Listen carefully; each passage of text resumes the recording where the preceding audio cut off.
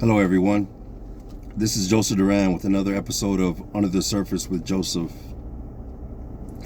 It seems like just yesterday I was laying on the side of a building of a grocery store, covered in filth. I don't think I've showered for about a week at that time, maybe even longer. Covered in sores from picking at my skin, from smoking too much meth. My feet were literally pouring out toxins, liquids. Every time I would step, liquid would come out of my feet and squeeze out of my shoes.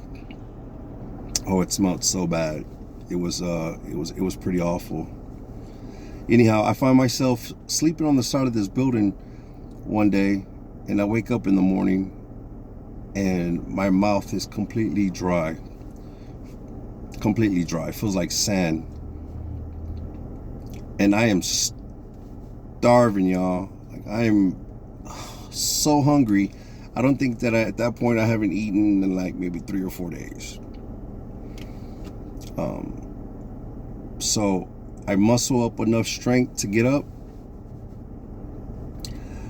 I go straight to the water spigot, take off my shirt, take off my socks. I wash up as best as I could, try to clean myself up so I wouldn't smell so bad, so that I could walk into the store, the grocery store.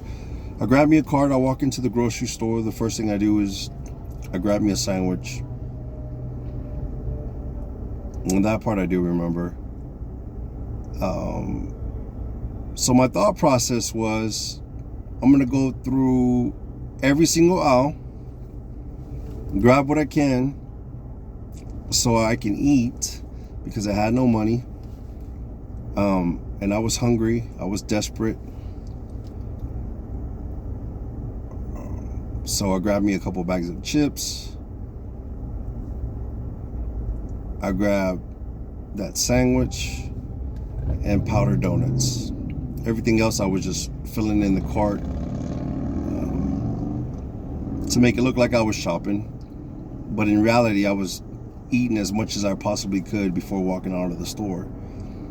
Pretty big grocery store. Pretty big. By the time I get to the last aisle, I'm completely full. Belly was sticking out.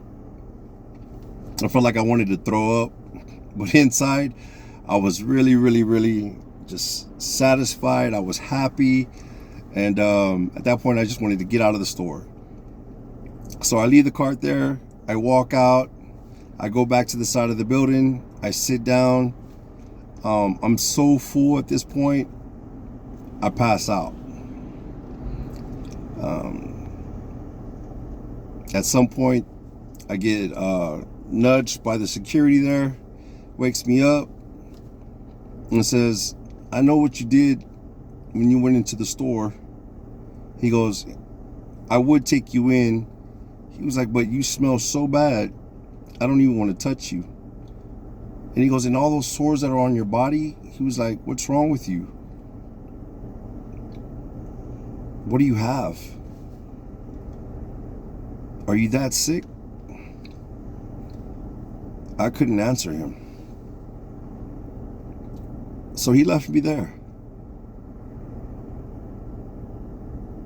About an hour later, a little boy came up to me, handed me a card, him and his mother, and he started praying over me in Spanish.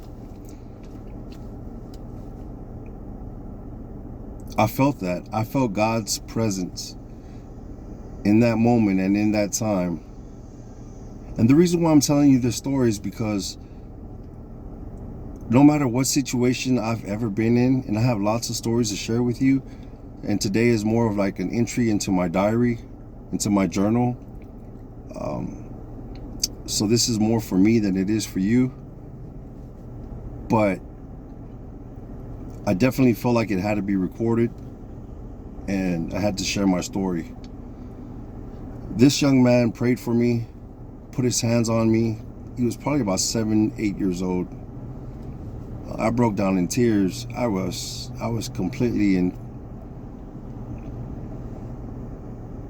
full of love and warmth that I felt from this little boy. For them to take the time to be able to share that with me is what I find myself now giving to others. Just the other day, I was at Goodwill, and this man was sitting outside of Goodwill. He was sitting on the floor, and a couple months prior to that, it was the same man. My wife and I had bought him a sandwich from the grocery store, and I took it to him, a big old sub sandwich. I said, "Here you go, this is for you." And he was so happy. He had told me that he had lost his shoes.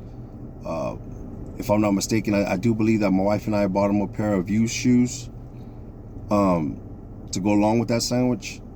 And I saw this man a few days ago. He fed me the same story. He fed me the same story that he did before. And the reason why I'm bringing this up is because you can help someone as much as you want. You can pray for them. You can do whatever it is that you feel that is needed in that moment. Sometimes people just aren't ready. People aren't ready. They're not ready for change. They're not ready for the help. Because I know that after that little boy prayed over me, not even an hour, 2 hours later, I stood up and went and got more drugs. Slept at the park that night.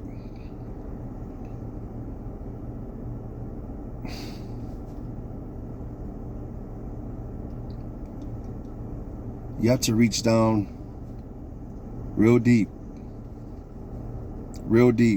and examine yourself. It's the nature of the beast. No one's going to do it for you. You got to face it yourself.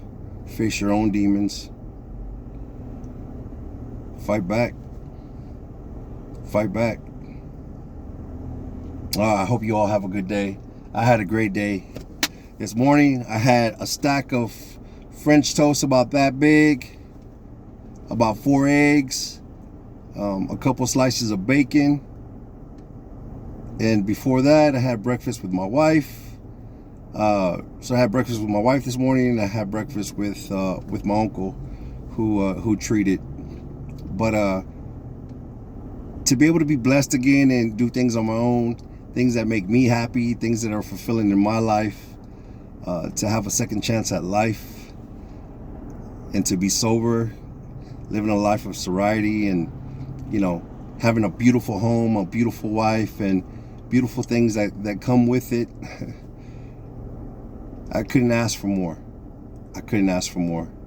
So I just want to send out this blessing to you today. May God be with you, and may you continue to choose Him over anything else. Bless you all.